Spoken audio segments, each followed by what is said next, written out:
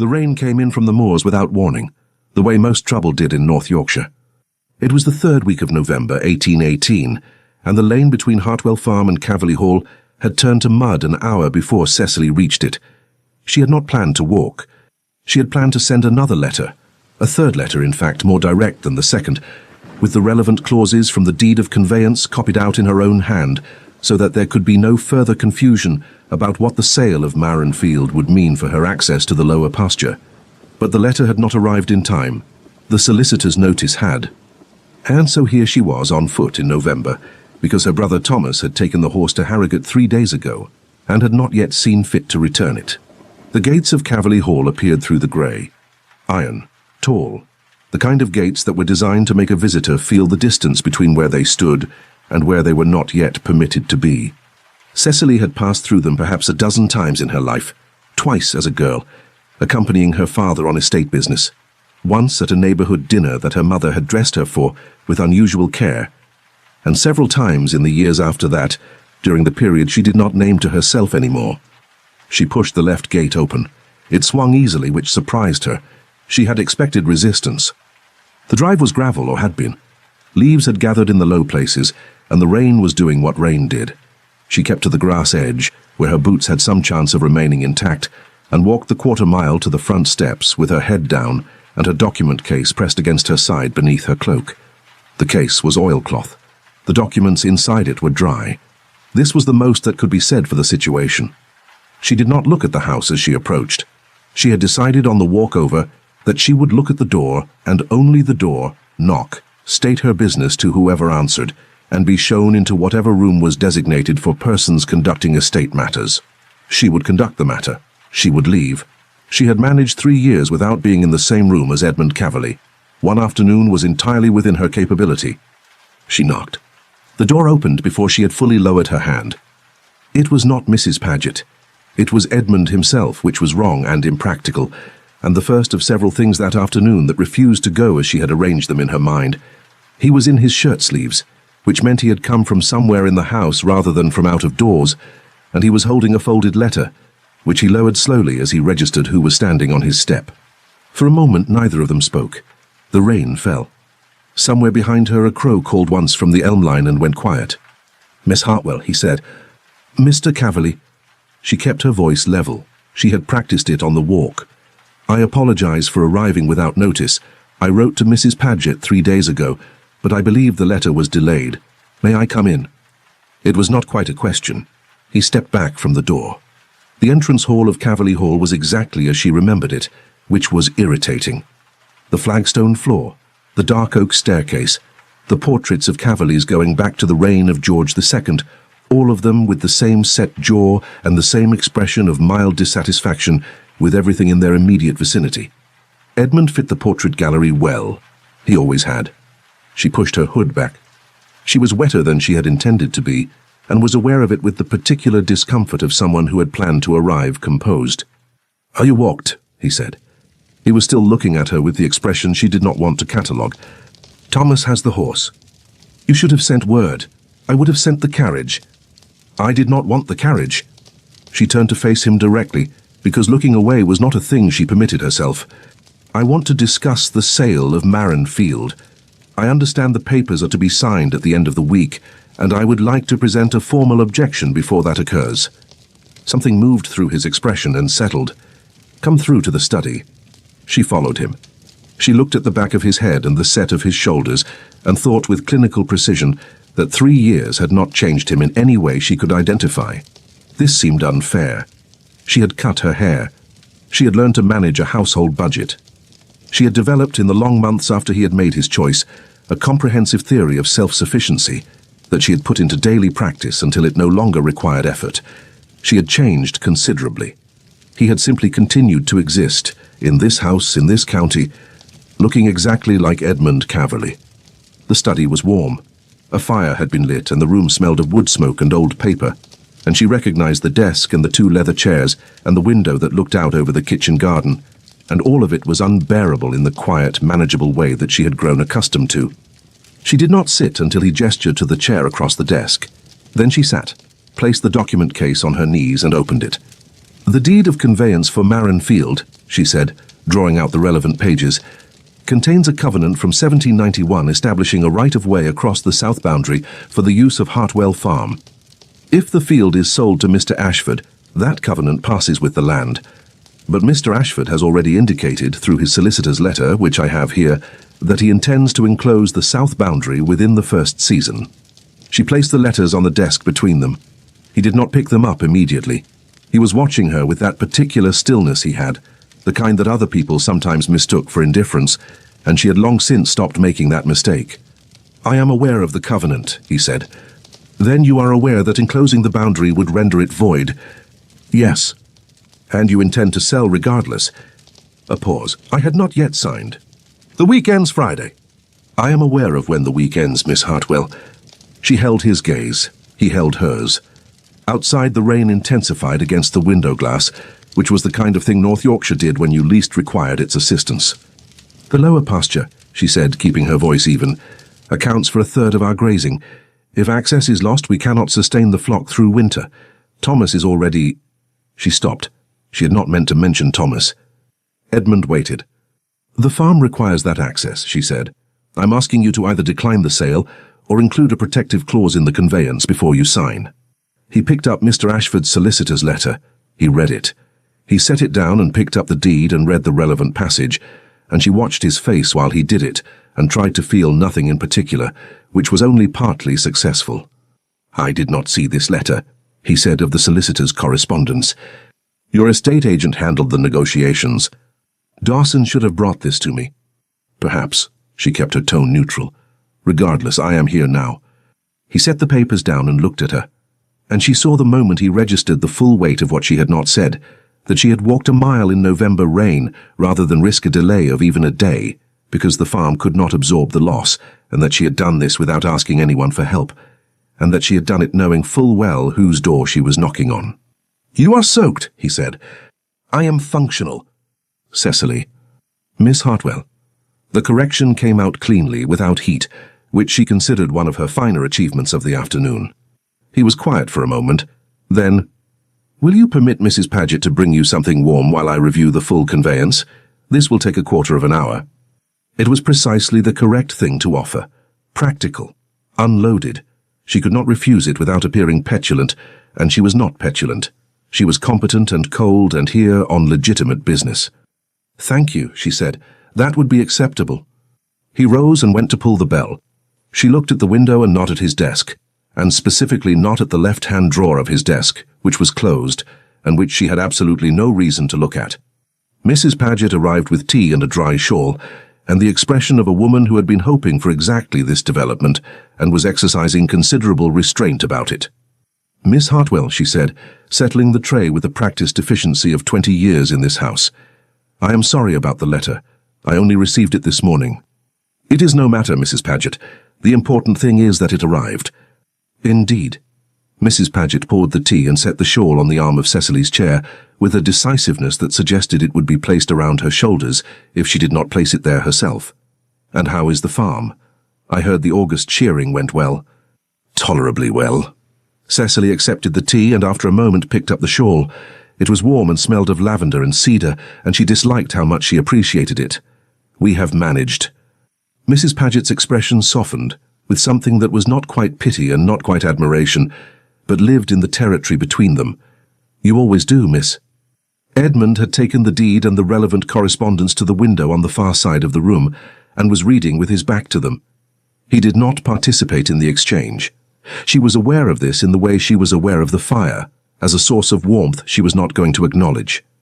"The library has acquired 2 new volumes since your last visit," Mrs. Paget offered. "A natural history of the Yorkshire moors, and a collected letters of Mr. Gray. I thought you might find them of interest." Cecily glanced toward the library door, which stood ajar at the far end of the study. She had spent a considerable number of hours in that library, in the period she did not name. She had read 3 of its histories and 1 of its atlases, and had borrowed, with permission, a volume of botanical illustrations that she had not yet returned. That volume was currently on the shelf above her father's writing desk at Hartwell Farm. She had not thought about it in months. She thought about it now. "That is kind," she said, "but I shan't be staying long enough." From the window Edmund turned a page. He said nothing. She drank her tea. He returned to the desk 10 minutes later and sat down and looked at her with the expression of a man who had arrived at a conclusion he did not entirely welcome. "The covenant is valid and enforceable," he said. "Ashford's intention to enclose would constitute a clear breach if the sale proceeds without a protective clause. I should have caught this before it reached this stage." "Yes," she agreed. "I intend to instruct Dawson to draft a clause preserving the right-of-way in perpetuity before any sale proceeds. And if Ashford declines the amended terms, then I do not sell the field." She looked at him. He looked at her. She could not, with any honesty, fault the answer. "Thank you," she said. She began to return the documents to her case. "Cecily," he said it quietly and without the correction he knew was coming. She kept her hands moving, folding the letters, fitting them into the case, fastening the clasp. "I would like to speak with you." "So you have spoken with me," she said. "The matter is resolved." "Not about the field. There is nothing else." "I think there is." She stood. She placed the document case under her arm. She looked at him across the desk, at the set of his jaw and the particular quality of his stillness, and the fact that he was watching her with something she could read perfectly well and had no intention of reading aloud. "It has been a long walk," she said, "and it is still raining. Good afternoon, Mr. Caverley." She left the study. She found the entrance hall on her own and let herself out of the door and walked back down the gravel drive in the rain, which had not lessened, and kept her eyes on the gate and did not look back at the house. She did not permit herself to feel anything about that until she was past the elm line and out of sight of the windows. Then she walked faster. The protective clause was drafted by Wednesday. Dawson delivered it to Hartwell Farm in person, which told Cecily that Edmund had impressed upon him the urgency of the matter with some force. Dawson was a man who moved at his own geological pace under ordinary circumstances. She read the clause twice, found it sound, signed her name as a witness to the acknowledgement, and returned it with a brief note of thanks addressed to Edmund's estate agent and not to Edmund. This was the correct approach. It was concluded. She could return to the ordinary business of winter, the accounts, the flock, the roof of the north barn that Thomas had been promising to repair since September. Thomas returned from Harrogate on Thursday, cheerful and horsed and full of news about a new acquaintance, a Mr. Fenwick, who had property near Ripon and was reportedly excellent company. Cecily listened to the account of Mr. Fenwick's excellent company while she reviewed the feed accounts and said nothing about Monday's walk or its purpose, or its outcome. Thomas would have been horrified, and then apologetic, and then would have said something well-meaning and useless about Edmund Caverley that she would have had to quietly bury. She had become expert at burying things quietly. It was one of her more transferable skills. On Friday morning, Mrs. Paget appeared at the door of Hartwell Farm with a basket of preserves, and the manner of a woman who had invented an errand. "From the Caverley kitchen," she said, setting the basket on the entrance table as though this were an established custom, and not the first time it had occurred in 3 years. "Cook made rather too much quince this autumn." "That is very kind," said Cecily. "Please thank Mrs. and please pass along our thanks." Mrs. Paget showed no sign of leaving. She looked around the entrance hall with the alert attention of a woman cataloguing the state of things and filing it away for future reference. "The house is well," she observed. "You have kept it very well, Miss Hartwell." "We manage." "Mr. Caverley wished me to inquire, that is, he thought you might." Mrs. Paget paused with the expression of someone abandoning a prepared speech for a more direct approach. "He has the natural history of the Yorkshire moors, if you would like to borrow it. He thought you might find it useful for the lower pasture question. There are chapters on drainage patterns." Cecily looked at the basket of preserves. She looked at Mrs. Paget. Mrs. Paget looked back with the serene composure of a woman who had spent 20 years managing a difficult household and had no intention of being outmaneuvered by a 28-year-old in a farmhouse. "Tell him thank you," said Cecily. "I have a sufficient understanding of the drainage patterns." Mrs. Paget accepted this without visible disappointment. She retrieved her coat and her basket, wished Miss Hartwell good morning, and departed down the lane at a pace that suggested she was in no great hurry to deliver any particular answer. The book arrived the following Tuesday, delivered by one of the Caverley grooms with a note that said only, Chapter 7. The lower pasture's eastern edge sits on a drainage ridge I believe you may not have accounted for. E.C. She read Chapter 7 that evening by the fire, with a glass of the inferior claret her brother had opened and left half-finished on the sideboard. The chapter was about Yorkshire drainage. It was also, on its face, a perfectly reasonable piece of agricultural correspondence between neighbouring landowners. She read the drainage ridge passage twice. He was correct, she had not accounted for it. She sat with this information for some time, turning her wineglass slowly in her fingers. Then she took a sheet of paper from the writing desk and composed a reply. Mr. Caverley, you are correct about the eastern edge. I've examined the relevant survey maps and the ridge is precisely where you indicated. I will need to adjust the winter rotation accordingly. I am returning your book with thanks. Chapter 9 was also of interest. C. Hartwell. She sent it with the book the next morning and spent the rest of the day doing accounts and not thinking about Chapter 9, which had contained in the margins, in a hand she recognized, 3 small annotations in pencil about the botanical character of the moorland grass varieties. He had read it. He had thought about it enough to annotate it. He had then sent it to her. She was very busy and did not think about this. The reply came Thursday. Miss Hartwell. Chapter 9 was always the best chapter. The author is a Harrogate man and had access to specimens the London naturalists could only guess at. If the eastern ridge presents difficulties this winter, I am happy to ride out and look at it. The drainage from the Caverley land may be contributing to the problem. E.C. She folded the letter and put it in the writing desk and closed the drawer. She opened the drawer again and read it once more. She put it back and closed the drawer and went to supervise the north barn repair, which Thomas had finally, under considerable pressure, begun to address. You are distracted, Thomas observed from the top of the ladder. I am watching to ensure you don't fall off the roof. You're looking at the lane. I am looking at the north field. Thomas descended 2 rungs and looked at her with the particular expression of a younger brother who has spent a lifetime paying attention. Has something happened? Nothing has happened. There was a land matter which is now resolved. Nail the board. Thomas nailed the board. He did not ask further questions, which was the most intelligent thing he had done all week. Edmund rode out to the eastern ridge on a Saturday morning because the drainage question was a legitimate one and could not be adequately addressed by correspondence. And Cecily met him there because she was not going to send a farmhand to discuss her own land with her own neighbour. She arrived first. He arrived 6 minutes later on the grey mare she recognized from 3 years ago, which had apparently also declined to change. Miss Hartwell, he said. Mr. Caverley. She had brought the survey maps. She spread the relevant section across the stone wall at the field's edge and weighted the corners with rocks, because the wind on the moors did not care about property disputes or old acquaintances or the careful distance she was maintaining. He dismounted and came to stand beside her at the wall. Not close. At the appropriate distance for 2 landowners examining maps together.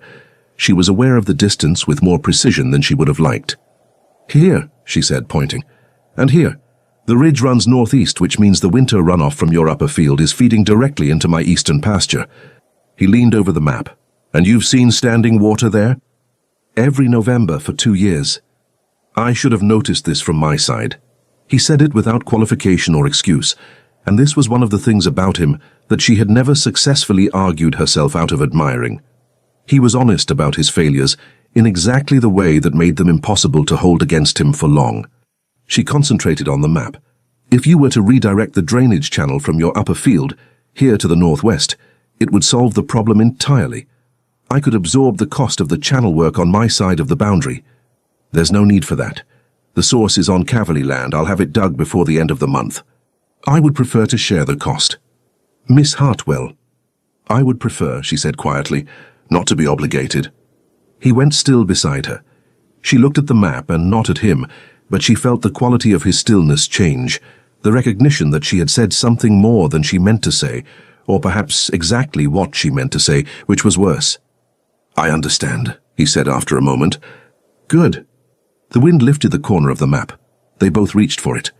Their hands arrived at the same stone at the same time, and she pulled back, and he weighted the corner, and she looked at the moors to the north, where the sky was the particular pale grey of November that felt less like a colour than an absence of one.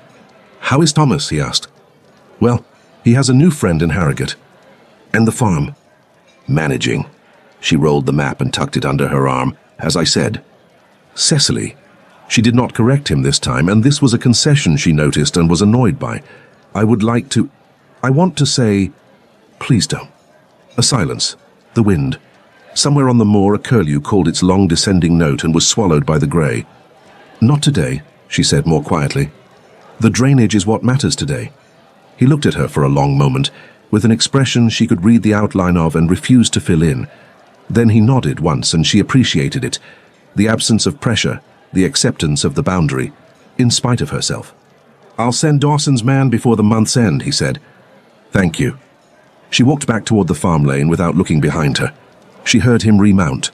The sound of hooves on the frozen ground moved away in the opposite direction, back toward Cavalier land, and she walked and breathed the cold air and tried to feel only the cold. November became December, with the particular abruptness that Yorkshire specialized in. The drainage channel was dug as promised, and the eastern pasture remained dry, and Cecily wrote a note acknowledging this that took 4 drafts to achieve the correct register of thanks without warmth. She sent the 3rd draft because the 4th had been too warm and the 2nd had been too cold, and she was not going to write a 5th. He replied. He always replied, brief, practical, precise, with the occasional observation that had nothing to do with farm business and everything to do with the fact that they were, despite all evidence to the contrary, people who had once read the same books and walked the same moors and spent a winter and a spring discovering they were more interested in each other than in anyone else they had ever met. He mentioned in one letter that the elm at the east gate had come down in the November wind. She had watched that elm put out leaves every April for as long as she could remember. She wrote back, "I am sorry about the elm. It was a good tree," and then was immediately embarrassed by the sentiment and sent the note before she could reconsider, because reconsidering was the enemy of honesty. He wrote back, "It was the best tree on the property. I've had the timber saved. I don't know yet what to do with it." She read this standing in the entrance hall with her coat still on, and did not know what to do with it either. The neighborhood Christmas gathering was held at the Mercer House 3 miles east on the 22nd of December. Cecily attended because she always attended, and because absence would generate more conversation than presence. She wore her good blue wool and her mother's garnets and arrived with Thomas, who immediately found someone to talk to about horses. Edmund arrived an hour after she did. She was in conversation with Mrs. Mercer about the spring planting calendar and saw him enter from across the room and returned her full attention to the spring planting calendar with the automatic precision of long practice. She heard him working the room, the low voice, the measured pleasantries, the laugh that came rarely enough to mean something when it appeared. She heard him speaking with old Dr. Weathers about the county road bill and with young Mercer about the hunting. She heard him get closer. Miss Hartwell. He was at her elbow between the fireplace and the window, with a glass of wine and the expression of a man who had navigated toward her with enough patience and indirection that she could not reasonably object to his arrival without making a scene. "Mr. Cavalier." She kept her voice pleasant and her eyes forward. Mrs. Mercer had retreated to speak with someone else with what Cecily considered suspiciously convenient timing. "I have been meaning to ask," he said. "The winter rotation, did the adjustment work?" "It did. The flock is in good condition." "I'm glad." A pause. Around them the room talked and laughed and did not pay them any particular attention, which was either fortunate or a fiction they were both maintaining. "The elm timber," she said, because she had not meant to say it, but found herself saying it anyway. "You said you didn't know what to do with it." "I still don't. My father had a table made from the oak that came down by the south lane. It's the best piece of furniture in the house." He looked at her. She looked at the fire. "A table," he said. "Or a desk, something that would last." "Yes." He was quiet for a moment. "That's a good idea." She nodded. She picked up her glass and drank from it, and thought about the fact that she was standing 6 inches from Edmund Cavalier discussing furniture, and it felt, against all the discipline she had invested in the past 3 years, entirely natural. "Cecily," he said, and his voice had changed register, dropped below the social register, below the neighborly register, into the one she remembered and had spent 3 years forgetting. "Don't," she said quietly, without heat. "I have wanted to—" "Edmund." She said his name. She had not said his name since before. It fell out of her mouth with the ease of something that had always been there, waiting, and she felt the betrayal of it immediately. "This is a dinner party. There are 14 people in this room." "Then let me call tomorrow." "You are my neighbor." "Yes. We are conducting neighborly business." "Are we?" She turned and looked at him then, which was a mistake because he was looking at her with the full weight of 3 years behind his expression, and she could not fault the expression. She could read it perfectly. She had read it perfectly 3 years ago and had believed in it, and it had not been enough to keep him because a dying man's request had been enough to take him. "Not today," she said again. He held her gaze. "You keep saying that." "Because it is not today." She stepped back just slightly. "Good night, Mr. Caverley." She found Thomas and spent the rest of the evening on the far side of the room and went home before the dancing started, which was the only thing that could be said for the evening. The garnets were her mother's. Her mother had worn them to every important occasion of her marriage. Cecily took them off in front of the mirror that night and put them in their box and closed it and held the box for a moment before she set it on the shelf. Not today did not mean never. She had not said never. She was aware of this. She was also aware that she had said his name, and that he had heard her, and that he would remember it the way she would remember it. She put out the candle, and lay in the dark and listened to the Yorkshire wind and thought about a letter she had not seen, and would not think about yet. January brought snow and a frozen pump, and the news via Mrs. Mercer that Mr. Ashford had declined the amended sale terms for Marin Field, and the sale had not proceeded. Cecily heard this with the composed attention she brought to all neighbourhood news, and thanked Mrs. Mercer and said nothing further, and spent the walk home turning over the fact that Edmund had declined to sell rather than remove the protective clause, which he could have done, which Ashford had presumably proposed. She did not write to him about it. She thought about writing to him about it, and then thought about what writing to him about it would mean, and put the paper away. He wrote to her instead 4 days later, not about the field, about the snow, about the North Road, which was impassable, and a family in the village who had found themselves without fuel, and a supply he had sent from the Caverley stores.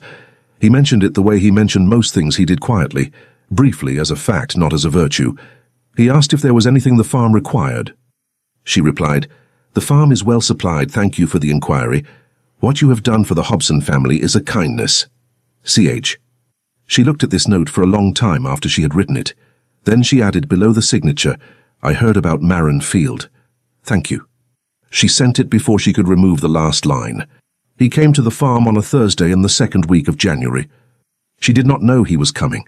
She was in the barn checking the ewes because 2 of them had been off their feed, and the weather made a veterinary call impractical, and she had learned enough in 3 years to manage most things herself.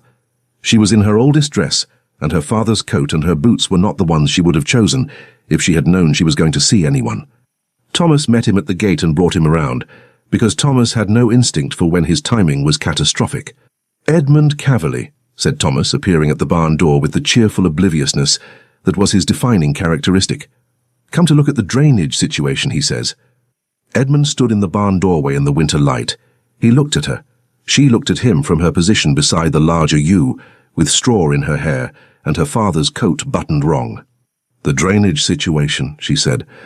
"The Eastern Channel. I wanted to see how it performed after the freeze." He said it with a straight face. He was a good liar. She had not known that about him until this moment, and filed it away with the other things. "Thomas," she said, without looking away from Edmund, "weren't you going to check the north fence?" "I checked it yesterday." "Check it again." A pause. "Right," said Thomas.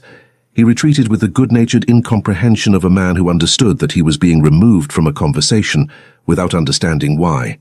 His footsteps crunched away across the frozen yard. She looked at Edmund. He looked at her. "The drainage," she said. "I came to see you," he said. "I will look at the drainage as well, but I came to see you." She stood and brushed the straw from her coat and said nothing, which was not agreement and not refusal. He came further into the barn. He stopped a proper distance away, which she both appreciated and resented. "I have been writing to you about farm business," he said, "for 2 months." "Yes." "And you have been writing back. Neighbours write to one another about farm business." "Cecily." "Edmund."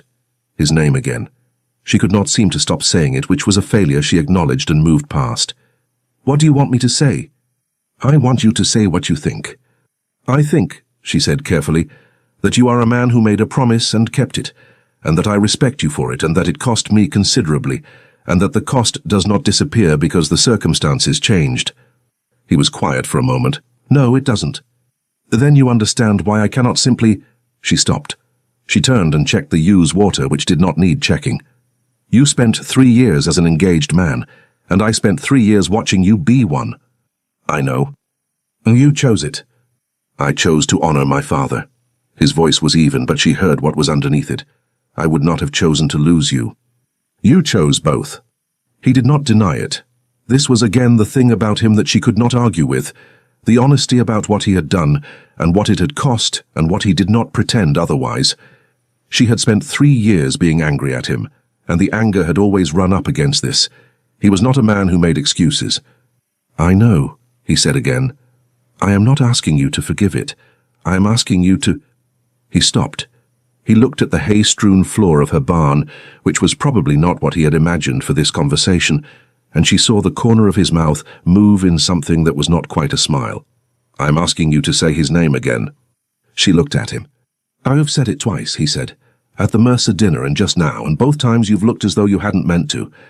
I hadn't. But you did. The ewe shifted behind her. Outside, the wind moved across the frozen yard and rattled the barn door.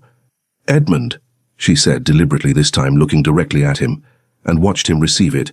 I have been angry at you for 3 years, and for 3 years I have also known, precisely, why you did what you did, and I have not been able to entirely hold it against you, and that has made me angrier. She paused. I am very tired of being angry. He took 1 step toward her, then stop. It is not a decision one makes. Isn't it? She looked at him. He looked at her. The space between them was cold and full of hay dust and the breath of 2 ewes and 3 years of deliberate distance. I need to think, she said. Take all the time you need. I may need a great deal of it. Cecily. He said her name the way he used to say it, not as a summons but as a fact, as the name of a specific person he was glad existed. I have the elm timber in the workshop. I have been thinking about what to make from it for 6 weeks. Every time I think of it, I think of you. He paused. That is all I wanted to say. He turned and left the barn, and she stood in the cold and the straw and listened to his footsteps cross the yard, and heard Thomas's voice, and then the sound of a horse, and then only the wind. She put her hand on the ew's warm flank and stood there for a moment. Then she went inside, took off her father's coat and sat down at the writing desk. She did not take out paper. She opened the left-hand drawer instead and looked at what was inside it. There was nothing there that should have troubled her. A spare nib, a stub of sealing wax, a letter from Thomas's school 6 years old that had somehow never been cleared out. She thought about the left-hand drawer of Edmund's desk. She had not looked at it on Monday in November, when she had sat in his study and presented her objection about the field. She had looked at it for 1 moment, with the peripheral attention of someone cataloguing a room they had not been inside for 3 years, and had noted that the drawer was closed, and had not opened it with her eyes again after that. She thought now about why she had looked at it at all. She thought about what might be inside it. She closed her own drawer. She sat for a long time with her hands in her lap, and listened to the January wind and thought about a man standing in a barn doorway in winter light, saying that every time he thought of the timber from a fallen elm, he thought of her. Then she stood up, put on a better coat than her father's and walked out the door. She had not planned to go to the library. She had planned, if she examined the plan honestly, to walk far enough to be away from the house, and then turn around and return and do nothing further today. But it was cold, and the lane to Caverley Hall was the lane that went toward the moors, and her feet had a long memory, and she arrived at the gates before the argument with herself had reached any conclusion. Edmund was in the stable yard when she came through the back gate, the way she always used to come, unbuckling the grey mare's bridle and handing it to the groom. He turned when he heard the gate and looked at her with an expression that was perfectly controlled except for his eyes. I want to see the study, she said. They pause. Why? She had not prepared an answer to this, because she had not admitted to herself that this was what she was doing until she was standing in his stable yard asking for it. Because I want to see it, she said. He handed the groom the rest of the tack and led her through the kitchen entrance past Mrs. Paget, who saw them and said absolutely nothing, which was the loudest thing she had said in 20 years. Down the corridor and through the door and into the study, which was warm and firelit and exactly the same. She walked to the desk. She stood in front of it. She looked at the left-hand drawer. Cecily, he said from behind her. She opened the drawer.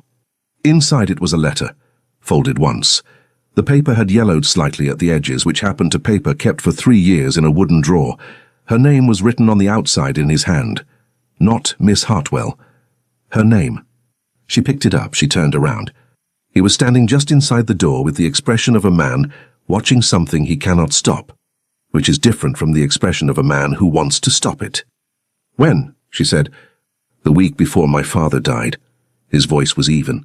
I wrote it the night he told me about the promise. I never sent it. She looked down at her name in his writing. She looked up at him. What does it say? A long pause. Everything, he said, that I should have said then. She held the letter. She did not open it. She looked at the man who had written it 3 years ago and kept it in a drawer for 3 years and had told her, today in a freezing barn, that the elm made him think of her. And she thought about all the versions of this moment she had imagined, and then refused to imagine, and then imagined again.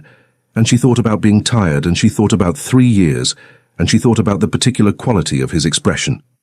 If I read it, she said, and it says what I think it says, it does. Then I will be very angry, she said, about the 3 years.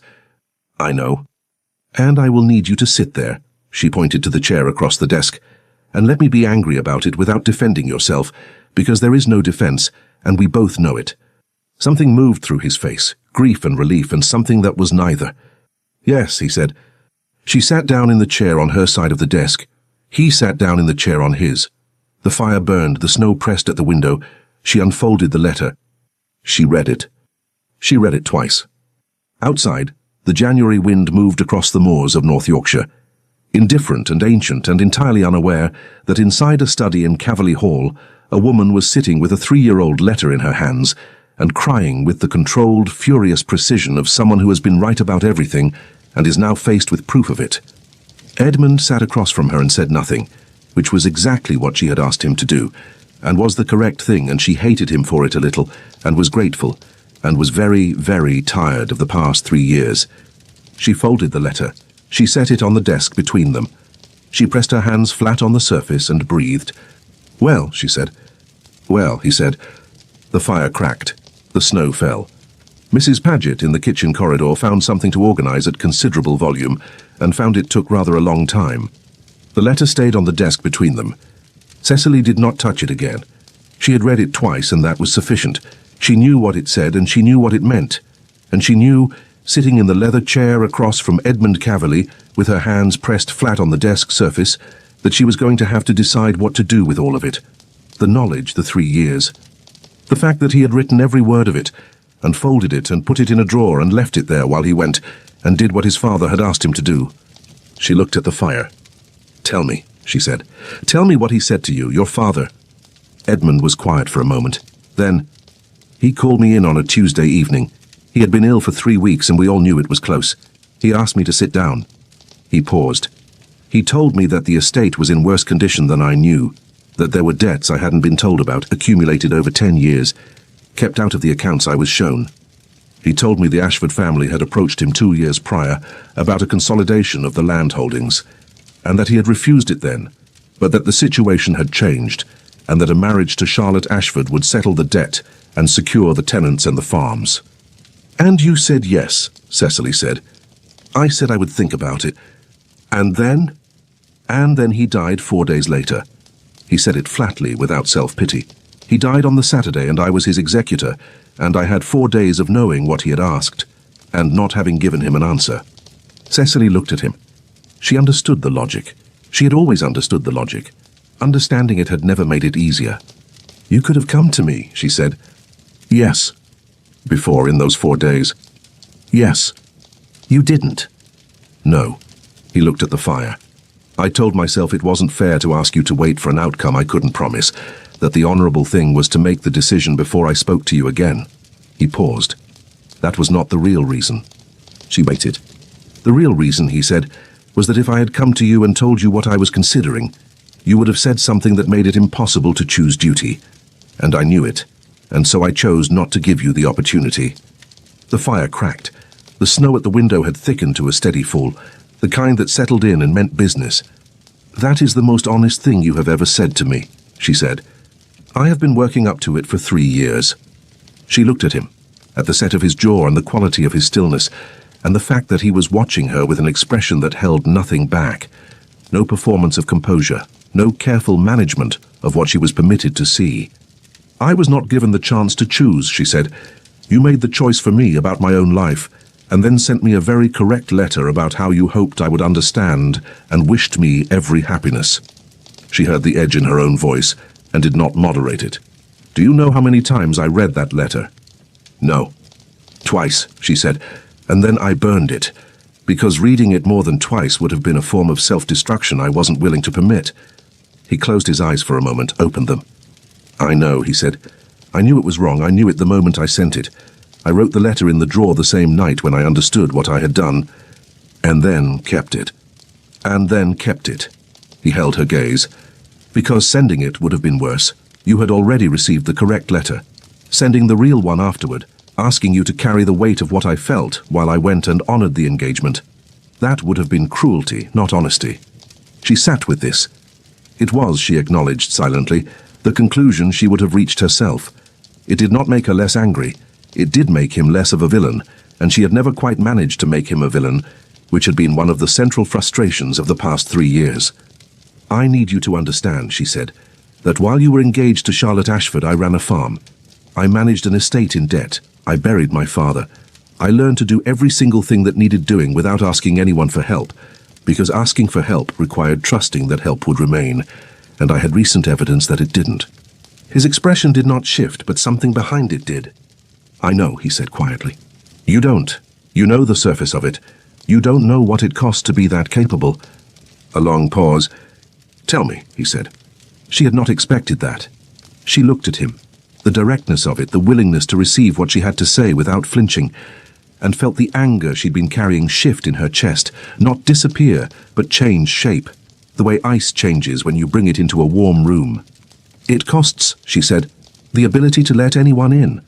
Because if you are relying on yourself entirely, the moment you let someone else carry part of the weight, you remember that they can put it down, and you cannot put it down. So you stop letting anyone pick it up. She paused. I am very good at managing alone. I am less good at believing it won't always be necessary. He was quiet for a long time. I did that, he said. You contributed to it. Yes. He did not look away from her.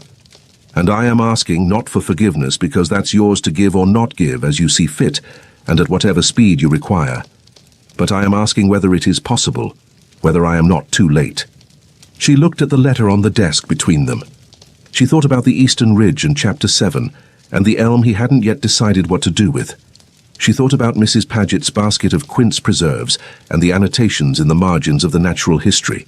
She thought about standing in a freezing barn with straw in her hair and saying his name. I don't know yet, she said honestly. That's not a no. It is not a no. She stood up. She picked up the letter from the desk. She held it for a moment, looking down at her name in his handwriting, and then she folded it and placed it inside her coat, against her chest. I'm keeping this. He watched her do it and said nothing. I need to think, she said, without you in the room. Of course. I may need several days. Take them. She looked at him one more time. This man who had written her a letter and kept it for 3 years, and who had the elm timber in his workshop, and who sat very still across a desk and told the truth even when it did not help his case, and she felt something settle in her chest that was not resolution and was not forgiveness, but was something quieter and more fundamental, the beginning of a decision that she was going to make herself, in her own time without being rushed. Good afternoon, Mr. Caverley, she said. Good afternoon, Miss Hartwell. She walked out of the study, through the entrance hall, past Mrs. Paget, who was doing absolutely nothing in the corridor with tremendous concentration, and out into the January snow. She walked home. The letter pressed against her chest through the whole mile. She read it again that evening by the fire, after Thomas had gone to bed. It was 8 paragraphs. The handwriting was less controlled than his usual hand, which she noticed and catalogued. He had written it in one sitting, probably late, almost certainly in the hours after his father's death, and he had said everything she had always thought he felt, and had never said aloud. And he had said it with the particular clarity of a man who believes he is writing something that will never be read. Those were, she had always found, the most honest documents in existence. She read the 6th paragraph 3 times. The 6th paragraph was about the morning in early spring, 2 years before his father died, when they had walked the boundary of the North Field together after a meeting between their fathers about the drainage covenant. And he had watched her identify 3 different species of moorland grass by name, and had thought, he wrote, that I had never in my life met anyone I would less willingly live without, and that I did not know what to do with this thought, and that I carried it home, and have carried it since. She set the letter down.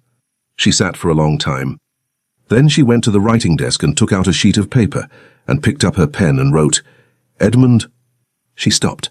She looked at what she had written. She put down the pen, not because she did not know what to say, but because she knew exactly what to say, and she was going to say it to his face, not on paper. She had spent enough of this relationship corresponding at a distance. She folded the blank sheet and set it aside and went to bed. She slept well, which surprised her. She had expected to lie awake with the letter and the 6th paragraph and the weight of everything unsettled. Instead, she fell asleep quickly and woke in the cold January morning with the particular clarity that comes after a decision has been made below the level of conscious thought while you were sleeping. She lay still for a moment and acknowledged the clarity and what it meant. Then she got up and made the bed and went downstairs and told Thomas, who was eating toast at the kitchen table, that she was going to Caverley Hall and would be back by noon. Thomas looked up from his toast. He looked at her expression. He looked at her coat, which was the good one.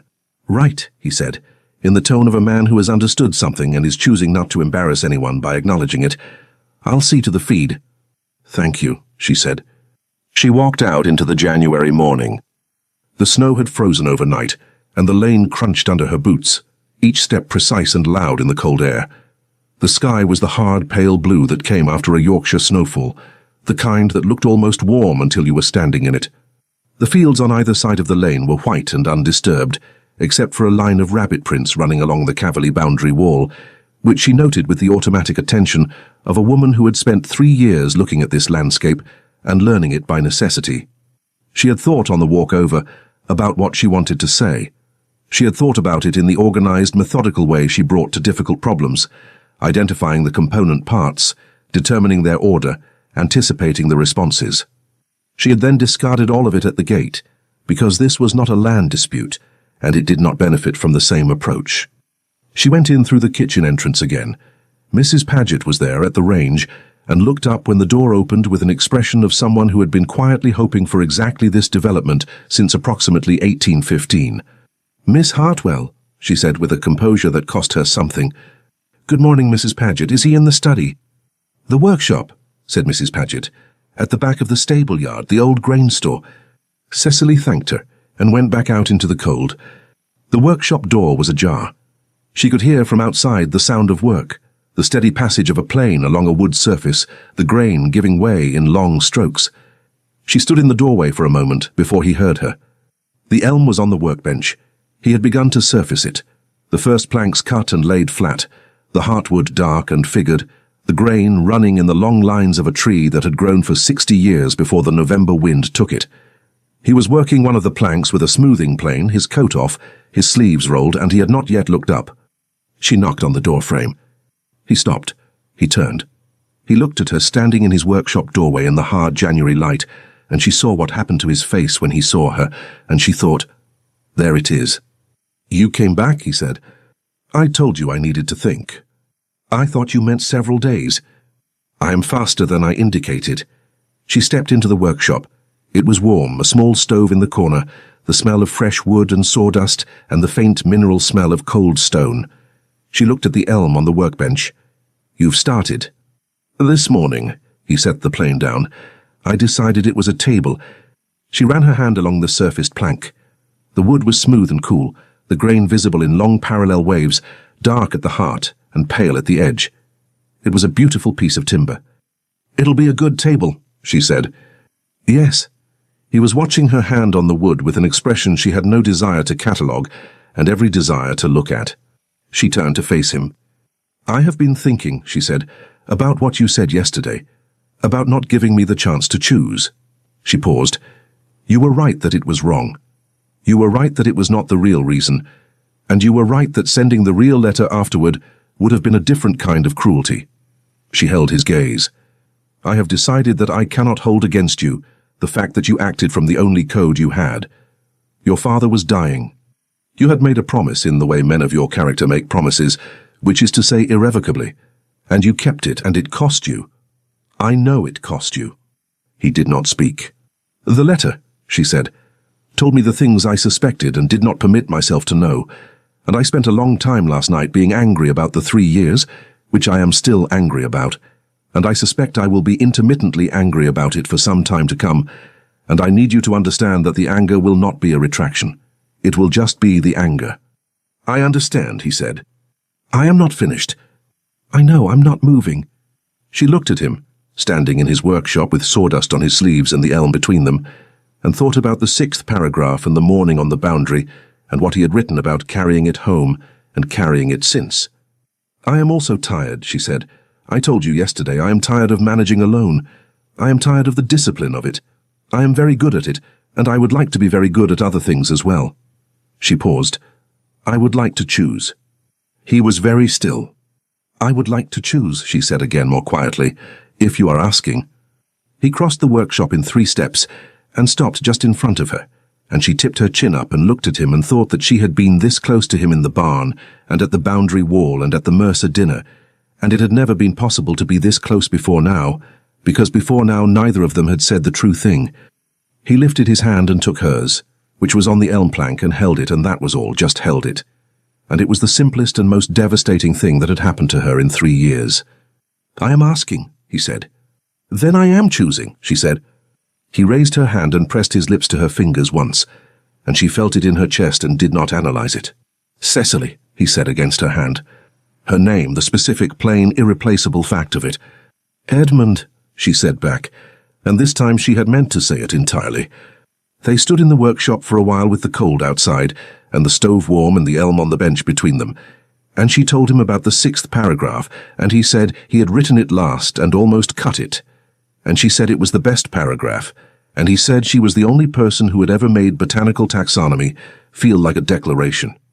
And she told him she had identified those grass varieties with extreme deliberateness, because she had known he was watching, and he looked at her and said, "I know," and she said, "You did not know," and he said, "I knew," and she said, "You might have said something," and he said, "I did.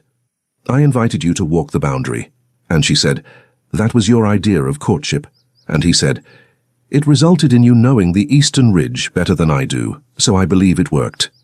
She laughed. She hadn't expected to laugh. It came out as a small real thing, the kind that couldn't be managed, and he heard it, and it did what it always did when she laughed, which was the same thing it had always done, which was to change the quality of his stillness entirely. "You might have simply told me," she said, composing herself. "I told you everything," he said, "in the letter. 3 years late." "Yes." She looked at their joined hands on the elm. She thought about the table it was going to be, solid, long-grained, made from a tree that had stood on this land for 60 years and come down in a single night. She thought about things that lasted. "Where will you put it?" she said. "Wherever you think it should go," he said. She looked up at him. He was watching her with the expression that was no longer held back, the full weight of it, and she met it steadily. "We will discuss it," she said. "Yes," he said, "we will." Mrs. Paget, informed of the development by the simple fact that they came in through the kitchen door together, and Miss Hartwell accepted a cup of tea without any qualification, received the news with the equanimity of a woman who had never doubted the outcome. She said nothing direct. She was too well trained for that. She did, however, make the good biscuits. Thomas was told that afternoon. He sat across the kitchen table from Cecily, with his toast going cold, and listened to the account with the expression of a man receiving information he had suspected for 3 years and had given up expecting to be delivered. "Edmund Caverley," he said. "Yes." "Edmund Caverley, who, yes, right." He absorbed this for a moment. "Are you happy?" "I'm cautiously in the process of becoming so." "That's the most you in the world," he said. "That sentence." She looked at him. He was smiling. Not the oblivious smile, not the horseback smile, but the real one, the one that belonged to her brother, who had watched her manage alone for 3 years and had known what it cost and had never known what to do about it. "It's going to be all right," she said, which she did not often say, and only when she meant it. "Yes," said Thomas, "I rather thought it was." He ate his toast. She drank her tea. Outside the window the snow was white and undisturbed, and the lane to Caverley Hall ran straight between the walls, visible from where she sat. Grey stone and frozen ground, and the particular quiet of a Yorkshire winter that had as of this morning changed its character entirely. Edmund came the following day, formally, in the sense that he sent word ahead and arrived at a proper hour, and sat in the Hartwell drawing-room and spoke with Thomas, who managed the whole thing with more dignity than Cecily had credited him with, and only knocked over 1 candlestick. He brought the natural history of the Yorkshire moors, which he had re-annotated in the chapters on eastern drainage, and which Thomas received with polite confusion, and Cecily received with the private recognition of a woman who understands that some people express themselves best in the margins. She walked with Edmund to the gate when he left. The snow had softened in the afternoon, and the lane was quiet, and the early dark of January was coming in from the moors. "The protective clause," she said at the gate, "for Marin Field." "Yes." "Did you always intend to include it before I came?"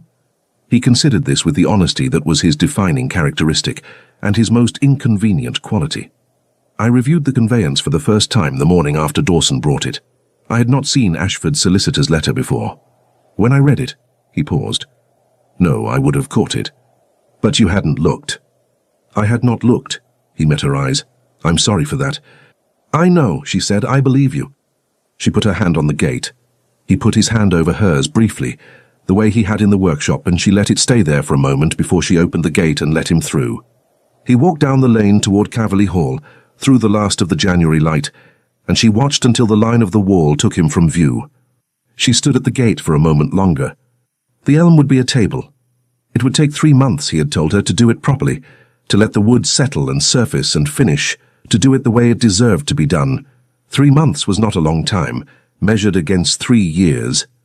She found, standing at the gate in the cold, that she had a considerable tolerance for patience when patience was in the service of something real. She went back inside. They were married in April, in the church at the edge of the village, on a day that could not decide between rain and sun, and eventually settled on both, which Thomas said was typical of Yorkshire, and Edmund said was appropriate. Cecily wore her mother's garnets. She had taken them out of the box in early March, when the question of the wedding had moved from abstract to practical, and had looked at them for a long time in the mirror before putting them on. Her mother had worn them to every important occasion of her marriage.